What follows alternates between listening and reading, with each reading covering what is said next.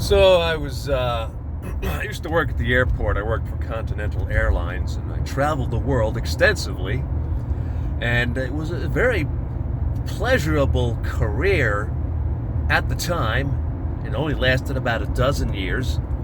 But one little story I wanted to mention was that I tried to transfer and become a flight attendant. And in doing so, you have to go to flight attendant training, which I did get in that far. Which that probably surprises most people. He got into training. How did they let him in there? So anyway,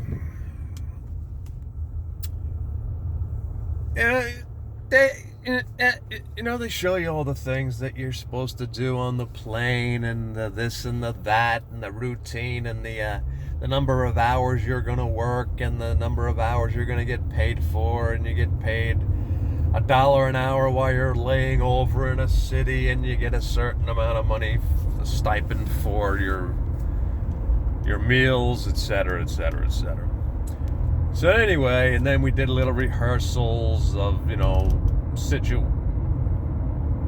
situations that might occur on an airplane,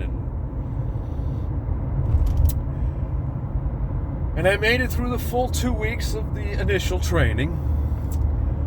But at the end of the first 2 weeks, I had to go through a little interview process, and one of the instructors, I guess you would say, she pulled me aside and said, John, you did very well in the class. You know all the answers. You're very smart, and you knew all the procedures, and you did very well. But you just weren't bubbly enough. I'm sitting there. No, I don't know. I'm not. What do you mean I'm not bubbly enough? Well, when you're on the plane and dealing with people, we would just like you to be really bubbly, and you just weren't bubbly enough. I said, okay, so what does that mean? Well, here's where your program ends, John, okay? We're just going to send you back to the ticket counter back in Newark, and you can just go back to work, and I just don't think this is for you. I said, well, you didn't put bubbly as a requirement on the application.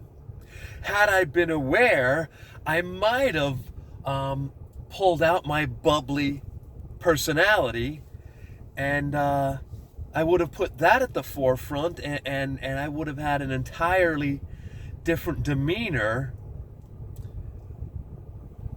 if that's what was required. I guess I could have done the bubbly. I'm sorry, John.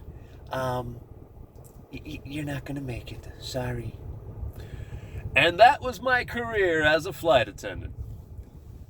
You can give up on the system, you can give up on the people, but never give up on yourself.